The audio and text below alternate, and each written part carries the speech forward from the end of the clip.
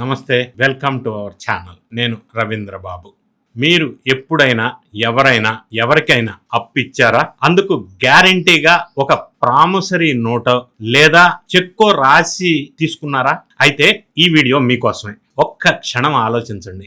ఒకవేళ అవతలి వ్యక్తి మీకు ఇచ్చిన నోటు లేదా చెక్కుపై కేవలం ఒకే ఒక్క 0 అదనంగా చేర్చినా లేదా డేటు సరిగా లేదని లైట్ గా ఓవర్ రైటింగ్ చేసినా ఏం జరుగుతుందో తెలుసా? నెగోషియబుల్ ఇన్స్ట్రుమెంట్స్ యాక్ట్ లోని అత్యంత పవర్ఫుల్ మరియు డేంజరస్ రూల్ మెటీరియల్ ఆల్టరేషన్ అనే సబ్జెక్ట్ ఈ వీడియోలో విశ్లేషణ చేసే ప్రయత్నం చేద్దాం. లాయర్లకు ఆయుధం, అప్పు తీసుకున్న వారికి వరం, అప్పిచ్చిన వారికి శాపంగా మారే ఈ చట్టం ఏంటి? అసలు మెటీరియల్ ఆల్టరేషన్ ఏంటి? విశ్లేషణ చేద్దాం.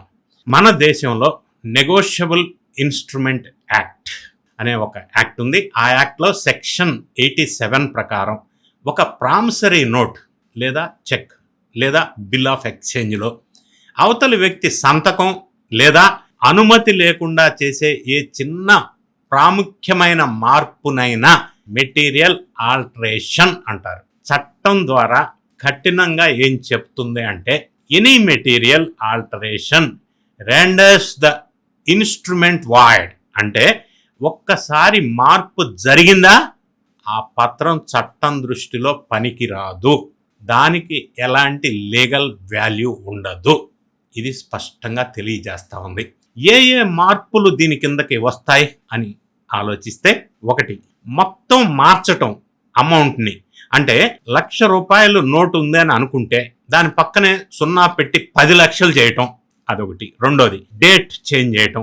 అంటే 3 సంవత్సరాల లిమిటేషన్ పీరియడ్ వస్తుందని పాత డేట్ని కొట్టేసి కొత్త డేట్ని రాయటం. 3, వడ్డీ రేట్ అంటే రేట్ ఆఫ్ ఇంట్రెస్ట్ని చేంజ్ చేయటం, ఆల్టరేషన్ చేయటం. ఈ వడ్డీ రేటుని తర్వాత కాలంలో పెంచటం లేదా మార్చటం. ఇంకొక పాయింట్, పేర్లు మార్చటం, చేంజ్ ఆఫ్ నేమ్స్. వ్యక్తుల పేర్లలో కొన్ని మార్పులు చేర్పులు చేయటం. ఇవి ప్రధానంగా అంశాలు. కోర్టులో నిందితుడి తరఫున లాయర్ వాదించే మొదటి పాయింట్ ఇదే. ఎగ్జామినేషన్ లో ఓవర్ రైటింగ్ దొరికిందా కేసు అక్కడికక్కడే కొట్టేస్తారు. తస్మాత్ జాగ్రత్త.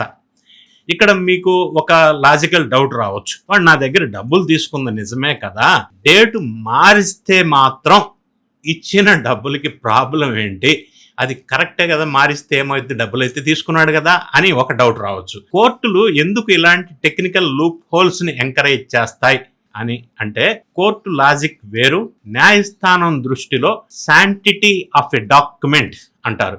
అంటే ఈ డాక్యుమెంట్ యొక్క పవిత్రత, శాంటిటీ అనేది ముఖ్యం.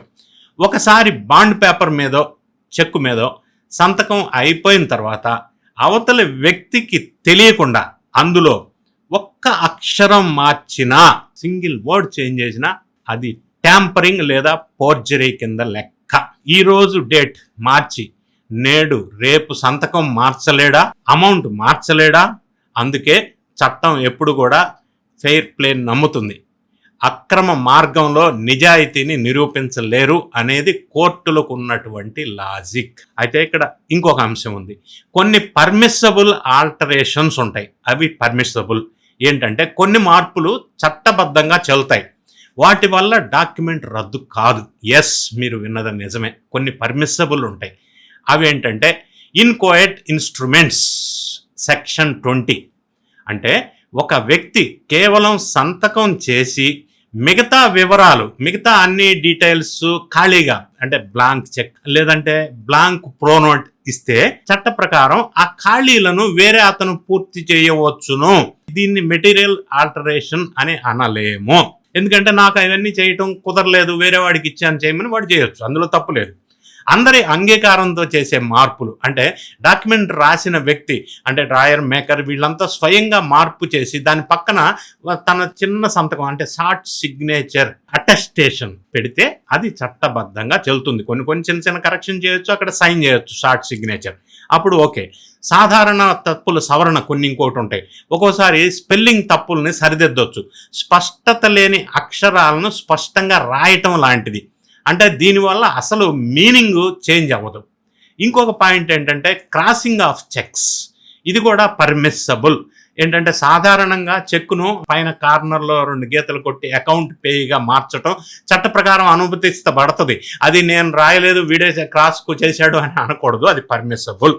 కాబట్టి ఇప్పుడు నేను చెప్పవచ్చే టిప్స్ ఏంటంటే, ప్రామిసరీ నోటు లేదా చెక్కు రాసేటప్పుడు ఎట్టి పరిస్థితుల్లోనూ కొట్టివేతలు, ఓవర్ రైటింగ్స్ ఉండకుండా చూసుకోండి. ఒకవేళ తప్పు దొర్లితే ఆ పేపర్ పక్కన పడేసి కొత్త పేపర్ రాయండి. ఒకవేళ తప్పనిసరి పరిస్థితుల్లో మార్పు చేయవలసి వస్తే, మార్పు కరెక్షన్ చేయటం అనివార్యమైతే, ఆ మార్పు చేసిన చోట నోట్ రాసిస్తున్నారో డెప్టర్ వాని చేత ఖచ్చితంగా చిన్న సంతకం, షార్ట్ సిగ్నేచర్, ఇట్లా కరెక్షన్ చేసి షార్ట్ సిగ్నేచర్ పెట్టాలి. అది అప్పుడు చట్టబద్ధం అవుతుంది.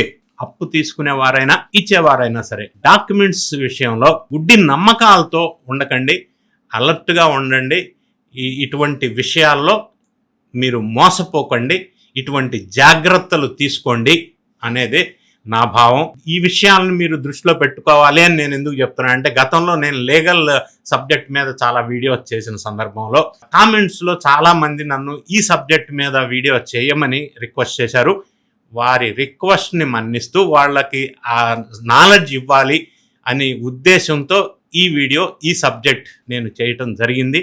మరి మీరేమనుకుంటున్నారు? ఇటువంటి అంశాల మీద చెక్కు విషయంలో, ప్రామిసరీ నోటు విషయంలో, దైనందిక జీవితంలో ప్రతి ఒక్కరికి జనరల్గా కరెక్షన్స్ అనేవి ఓవర్లుక్ చేస్తుంటాం, లైట్గా తీసుకుంటాం, వాడు చేసుకుంటాడులే అని. లేదా మనం షార్ట్ సిగ్నేచర్ కరెక్షన్ దగ్గర చేయటం కూడా లైట్గా తీసుకుంటాం. సో ఇటువంటి విషయాల్లో లీగల్ యాంగిల్లో ఆలోచన చేసి తగు జాగ్రత్తలు తీసుకోండి, ఇబ్బంది పడకండి అనేదే నా ఒక ఉద్దేశం. మీరేమనుకుంటున్నారు? మీ కామెంట్ని కామెంట్ రూపంలో తెలియజేయండి. వీడియో నచ్చినట్టయితే లైక్ చేయండి. ఎన్నో సాంఘిక, సామాజిక, రాజకీయ, ఆర్థిక, లీగల్ ఎప్పటికప్పుడు అంశాలతో మీకు వివరించాలి అన్న ఒక సదుద్దేశంతో చేస్తున్న ఈ వీడియోస్ని, నా ఛానల్ని సబ్స్క్రైబ్ చేసుకోండి. సబ్స్క్రైబ్ బటన్ నొక్కండి, మీ ఫ్రెండ్స్ అందరికీ షేర్ చేయండి. Thank you so much for watching this video.